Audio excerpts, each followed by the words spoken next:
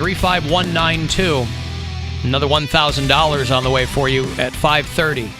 And then one at 6:30 before we get out of here and make way for the Corey Roddick Experience. And then he will have your last two chances tonight at 7:30 and 9:30 to win yourself $1,000.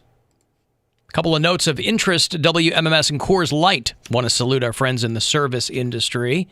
We were just mentioned in this last segment, kind of as an aside. And so if you go to WMMS.com, use the keyword food, you can keep tabs on all the local taverns and restaurants that are offering carryout. Find a place near you and then tip heavily.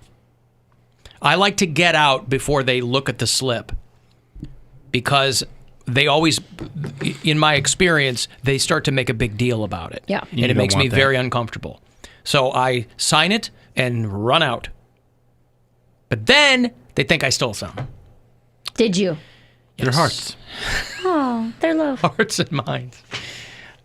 So there's that thing, and then the Together at Home charity show is going to be Saturday night at 8 o'clock. And then Sunday, 8 to midnight, there's a fundraiser for Hilarities. That's going to be on Hilarities' Facebook page, hosted by Mike Polk Jr. I'm going to be part of it. Mary's going to be part of it. There's going to be national headliners joining in as well. It's going to be a very good time to help keep the doors open at Pickwick and Frolic and help out some of the staff there, too. Okay. Alan, Betty texted me, I'm from Middlefield, and the Amish are not doing anything to comply with social distancing or the stay-at-home orders. They just pull their beards up over their face, and then they have a mask at least. But here's my question. Yeah. I don't know how they live. There's a lot of people in the houses, right? Probably. It's like 10 people who live in one house, so how are you even going to try to social distance? Well, they're having mass gatherings on Sunday, and with all due respect to my friends of the faith, these religious people are going to get us all killed. Between Christians filling up the churches and the Amish who are out there on the lawn, Jesus, man, Well, and the scary thing about the Amish people is it's not like they're staying there. They're still working construction jobs all over the country. And kids are out on Rumspringa. Yeah. But they're out working all over the place. The nursing home in Middlefield has 34 confirmed cases of the Rona. They use Amish taxi drivers. Yeah, well, whatever. So Amish taxi drivers. I guess the so. Carriage drive? I don't know. No. That's like a regular's not the right word, but that's like a non-Amish person who will drive Amish them people around. Okay, gotcha. So it's like they drive a van and then take them all to work or wherever they have to go for the day. Yeah, pack 6 or 8 of them in there, right. And then I see.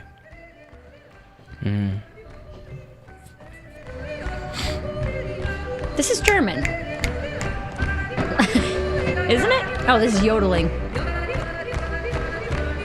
You know what this is? Yodeling. I've kept this for many, many years. This is, because I loved it so much and it made me laugh.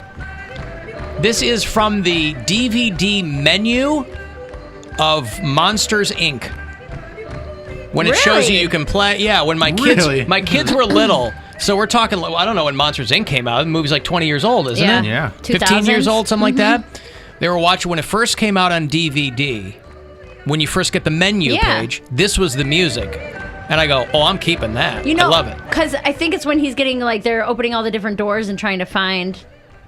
In the movie, you mean? In the movie. Yeah, maybe. Yeah. But there's just this loops is like and loops a and yodeling loops. One, yeah. Back in the day, you could get a lot of great music off of the music that would loop on a DVD menu. Yeah. That'd be one of those things that would drive me crazy, too. If you, fall asleep, and then the DVD That's what ends, you wake up to. And then you're like, it's like 2 a.m, you're on your couch, you're drooling, and then you hear, yoddy-doody-doody. Like, God damn it, Monsters, Inc. Yoddy-doody-doody-doody. I do love Monsters, Inc. It's a great That's movie. a good movie. I haven't seen it in a long time, but it's pretty dynamite. Yeah. It's on the Disney Plus. Funny. Yeah. People are telling me that those Amish cab drivers are called Yoder Toters. Are they really? Yeah, they'll take the Amish everywhere. Hey, I'm a Yoder Toter. Hey, what's going on? How are you?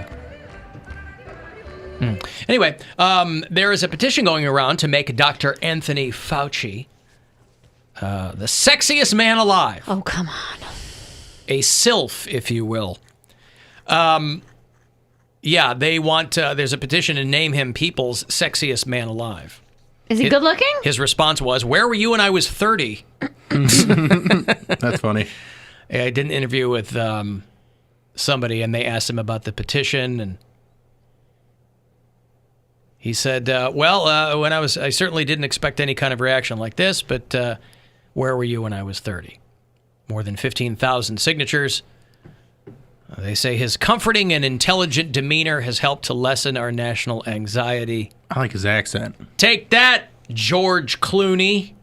You think Clooney's out in Lake Como? Where do you think he's sheltering in place? Lake Como. The guy has a lake? Lake Como in Italy is where Clooney's huge spread is. I wonder. Didn't Italy get shut down? Like, would they let him there? Where's there a huge cloud of smug? You don't like George Clooney? Smug. A huge cloud of smug. You don't like the cut of Clooney's jib? No, I like him. Yeah. It's a South Park reference. Oh, sorry. His Oscar speech was... He was the gay dog, wasn't he? Clooney, 100 years ago on South Park? That was a long time ago. Yeah, like first season. Hey, Sharon. Yeah. Hi, what's up? Hi, how are you? I'm good. So the Amish are really gathering. People, friends of mine, have been taking pictures of, all the buckets piled up, parked at the house where they're having church or whatever. I think a lot of the elder people are probably staying home, and so that's good. Yeah. But they are packing 10, 12 people in a van for, the taxi drivers. I mean, that's their job. That's what they do. That's a huge business here. The Amish taxi driving. The Yoder Toters. Yeah, the Yoder Toters. Yeah. The original Ubers.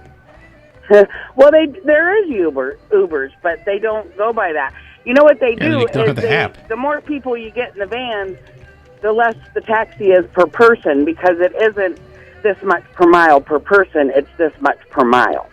I see. All right. Well. So, all right, good. Are you safe out there, Sharon? Well, I'm an essential worker, so I'm back and forth to work every day, but that's what I do. I go to work and I go back home. Yeah, right. Same here. What do you do, if you don't mind my asking? I'm a quality technician auditor in a machine shop that makes hydraulic hose fittings. Gotcha. That's more essential than what I'm doing. Okay, thank you, Sharon. No, you're pretty essential. Well, happy to help. Yeah, but the world doesn't work without hoses. That is true. Can you imagine a hose-free world? I don't want to live in a world without hoses, quite frankly. I'm pretty sure there's hoses on ventilators. I don't either. Yeah. Okay, thank you. There's Sharon out in Farmington. She took their pictures. That steals their soul. I don't think that's the Amish. I thought it think was. Those are like really, really old school Native Americans. No, because we went to... Taking Amish photos? I went to Berea High School. Everybody in the Berea City School District, in 6th grade, we would go to Camp Mybrobe. So Middleburg, Berea, Brook Park, Mybrobe, right? And it was Mybrobe? Yes. And there was... Mybrobe. Okay. Middleburg, Brook Park, Berea, Mybrobe. Are those guys that are into My Little Pony? Yeah. Yes, they're the Mybrobes. Yeah.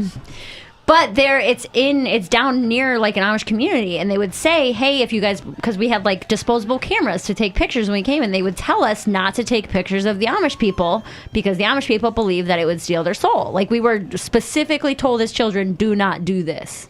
I think those are probably just Amish people who didn't want their photos taken. The Amish weren't telling us that. Like, our camp counselors were. I know. Like, I our think teachers Amish and people stuff. troll camp counselors to go, hey, tell the kids that it'll steal our soul. Maybe, but that's what I was told. Did anyone like panic shoot them? Like people would try to. Like, if they run away? We didn't see a lot of Amish people, but they would say, like, if a horse and buggy were driving by and we were out playing soccer in the field or something like that. But yeah, I guess I never questioned it. But that's what I was told in 6th grade. I heard that too.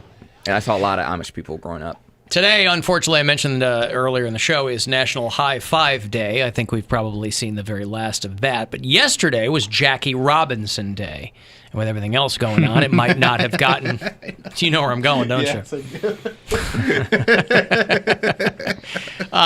Yesterday was Jackie Robinson Day. Of course, April 15th. It is tax day. But that kind of came and went, too. The April 15th commemorates the day that Jackie Robinson made his major league debut. And it's always fascinating to me the people who get through whatever battery of tests it requires to get on a show like Jeopardy. Mm-hmm. But they just have a blind spot in their brain. And so then they get on television and really screw up. This happened last night on Jeopardy, on Jackie Robinson Day. One of the topics covered in a Major League Baseball course at Arizona State is this player who broke the color barrier in 1947. Shaukat. Who is Babe Ruth? No. Nathaniel. Who is Jackie Robinson? Yes. Yeah, the black guy answers correctly. I guess it's college week or whatever, and the Asian girl answered Babe Ruth, who did not break the color barrier. He broke a lot of chairs. I was like, he broke a lot of records in the dugout. Is he a crazy person? No, he's a fat guy. Shauki Ying, a sophomore at the University of Southern California. You know the school that all the rich parents were paying six figures to get their dumb kids into? She answered Babe Ruth broke the color barrier. So, like I said before, why is everybody paying money to get into USC? These are great moments because this is a time when a smart person looks dumb and a lot of dumb people feel smart. Has she never seen Sandlot? I've never seen Sandlot. What? That's a good one. Is that the one where the ball goes over the fence and there's the dog and all It's that? like the kids Beast. are playing. It's a cute. It's That- a really that might feel be good, fun type of movie. A good one to watch with Nora when she's a little bit older. Okay. I But- think she's probably like 8 or 10 is probably like the Yeah. perfect age to watch that one. I love that movie. Because it's goofy and it's fun and it moves fast and it's pretty funny too. Follows like a group of kids through their summer. They play baseball together and like the ball going over That's and the them You're trying to Killing get Me it Smalls back. movie? Yeah, Yes, you were yeah. thinking you It's would have really thought cute. that. Because is it Dennis Leary's the dad? Mm-hmm. I think I've seen bits and Stepdad, pieces. yeah. But wasn't there another baseball kids movie around There's that like same? 9 of them. Okay. They made a 90s. bunch of. There's Rookie of the Year and yeah. there was the... No, not that, but like the Sandlot. Like there were some kids. I thought there was a movie. They made a Sandlot 2, but More sand. also sand. By the But way, then they did like every other version of the Sandlot they could try and like replicate. I mean, there's the Mighty Ducks and there's the Sandlot and then there's the Big Green, which is like a soccer version oh, of yeah, it. I remember that. Listen, I'm sorry, but for me, children's sports movies, Bill, begin and end with ladybugs. Thank you very much. All right. Oh my God. We've listened to that podcast There's a together. podcast called "How Did This Get Made?" and it's about Is that terrible Paul Scheer? movies. Paul Yeah. Scheer Yeah, and what is it? Jason Mantzoukas, Yeah. who I yeah. am in love with. I love him.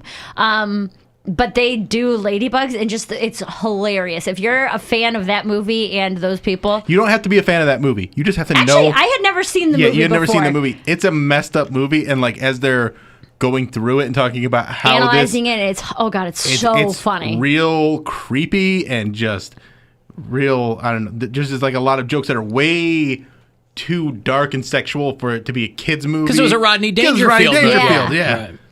Jason Mantzoukas, by the way, is on that show I'm Sorry that I'm always talking about. Oh, really? With Andrea Savage. She's one of his writing partner or something like that. Yeah. He's like I'm He's like, on Brooklyn Nine-Nine too, I think. Yeah. I'm not particularly attracted to him physically, but I'm like, man, I want to hang out with that guy. Like, I would love to go on a date with him. I feel like it would be the most fun.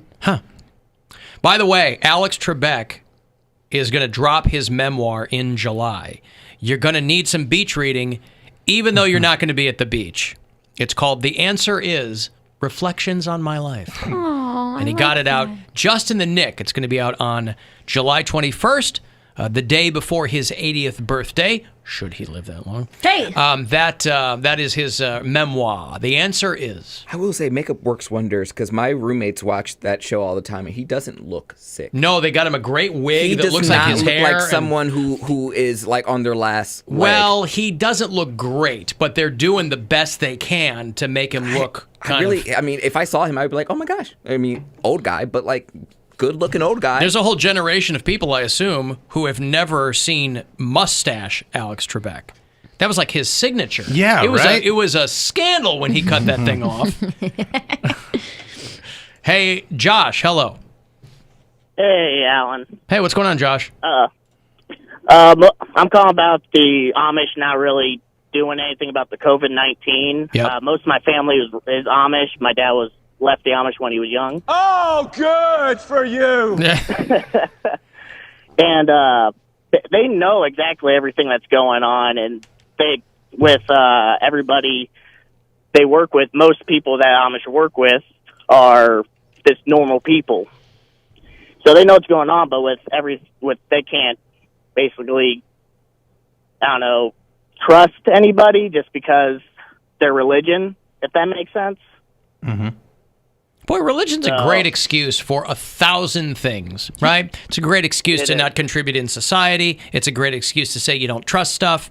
It's a great, oh, no, I don't trust that. But the invisible man, you're locked down on that? Yeah. Locked down on the invisible man. Don't believe all the other stuff. So how does it work, Josh, how does the interaction work if your family is formerly Amish, but your extended family still is?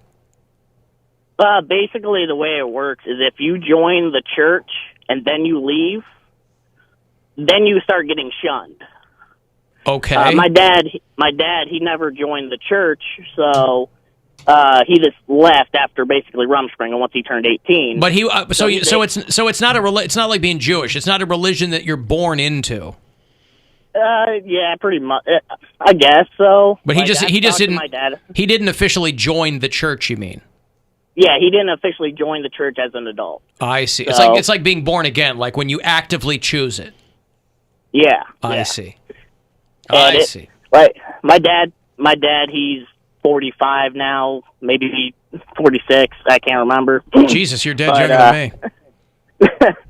And he basically told me ever since I was little that the Amish are probably some of the biggest hypocrites of anybody, for the fact of when he was growing up, he wasn't allowed having this, but nowadays they're allowed having it because things have changed or something.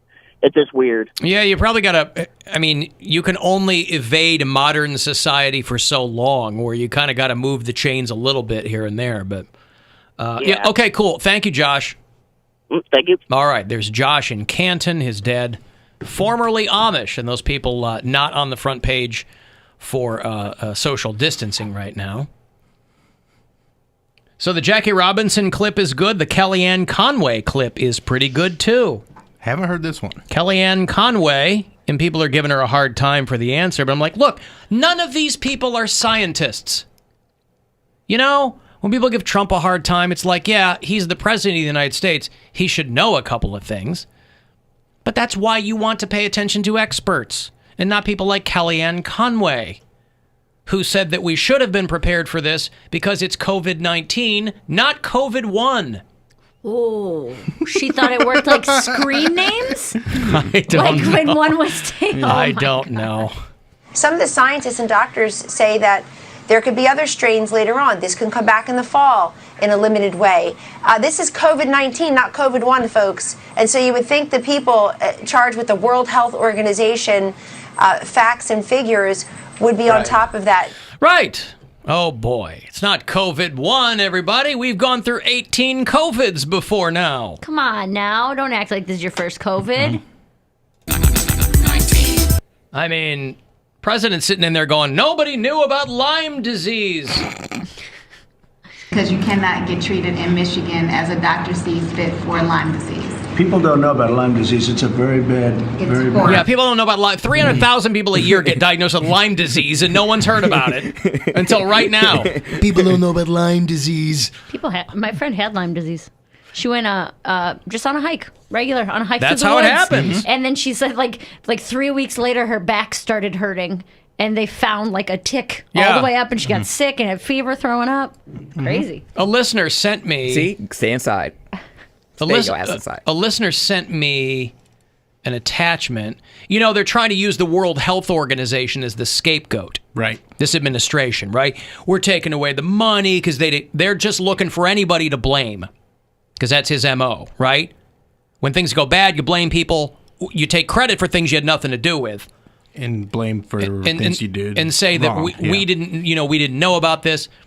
Listener sent me an attachment. The cover of USA Today, January 21st.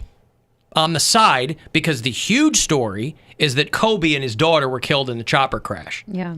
So the front page USA Today, Kobe Bryant and daughter killed in crash. Huge picture of Kobe. Right next to it, rush is on to develop vaccine for coronavirus, which at that time, in January, had killed 1,900 people in China and is heading to the United States. Or it had already killed... it had sickened 1,900 people in China and 5 people in the United States. So this whole, nobody knew. It was on the cover of USA Today, which, as I understand it, the nation's newspaper. He probably saw it yesterday, and he was like, "Oh, well, it's not today." Give me a copy of USA Yesterday. I live in present times. I don't try to live Where's in the past. USA January? We're moving forward. Where's USA Tomorrow? Well, I would like to know where USA Tomorrow is. That's a legitimate question. Tomorrow isn't promised, Alan. Listen. Earned, not given, right? Bigly. Listen.